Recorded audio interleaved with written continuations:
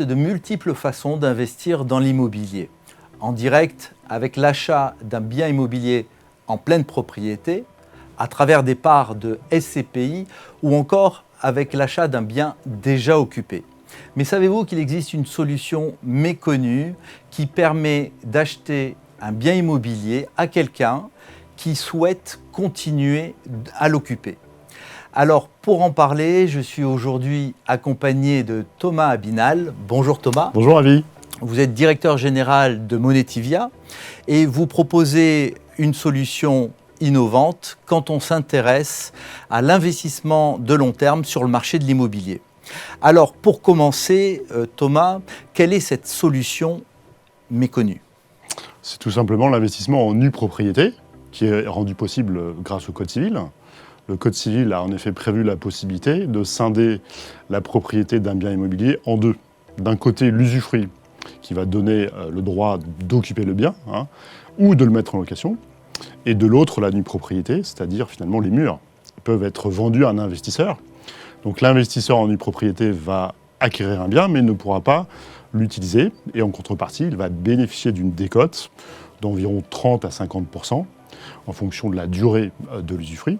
Et cette décote, elle correspond à la valeur de l'usufruit, calculée en fonction du rendement locatif du bien. Alors Thomas, pourquoi le propriétaire d'un bien serait attiré par ce type de solution et réfléchirait à la vente de la nue propriété de son bien? Alors il y a essentiellement trois grandes motivations chez nos clients. La première, c'est de récupérer du capital tout en restant chez soi, pour par exemple fabriquer du revenu complémentaire, faire des donations de liquidités à ses enfants de son vivant, se faire plaisir, faire des travaux chez soi, rembourser un crédit, voilà par exemple. La deuxième raison, potentiellement, c'est de pouvoir transférer un certain nombre de coûts immobiliers à l'investisseur, puisque celui-ci va quand même prendre en charge tout ce qui est grosse réparation au sens de l'article 606 du Code civil. Alors même si c'est réduit, c'est comme un poste de coût qui est transféré. Et puis la troisième raison, c'est, je dirais, organiser sa succession de son vivant. C'est-à-dire que la plupart de nos clients pensent que le bien, de toute façon, sera vendu au moment de leur décès.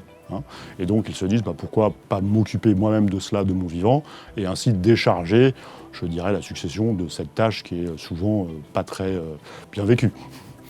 D'accord Thomas. Alors, chez Monetivia, quelle est votre innovation dans ce domaine? Alors chez Monetivia, notre métier, c'est vraiment de mettre en relation des propriétaires qui souhaitent vendre leurs biens tout en restant dedans, avec des investisseurs en immobilier de long terme. Certains vendeurs souhaitent vraiment conserver l'usage de leurs biens pour une durée fixe, ça peut être 10 ans, 15 ans, 20 ans, mais d'autres vont vouloir conserver l'usage de leurs biens à vie. Et c'est là que Monetivia a innové, avec un schéma qui va venir gommer cet aléa de la durée de vie, puisqu'on ne sait pas combien de temps l'occupant va rester dans les murs.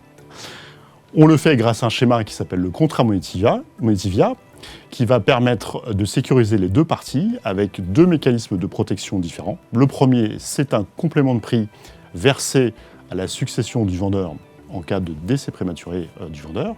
Et puis le second mécanisme, c'est une assurance en fait, qui est souscrite auprès d'un partenaire et qui va permettre d'indemniser l'investisseur si le vendeur continue à occuper le bien au-delà de la durée de l'usufruit temporaire.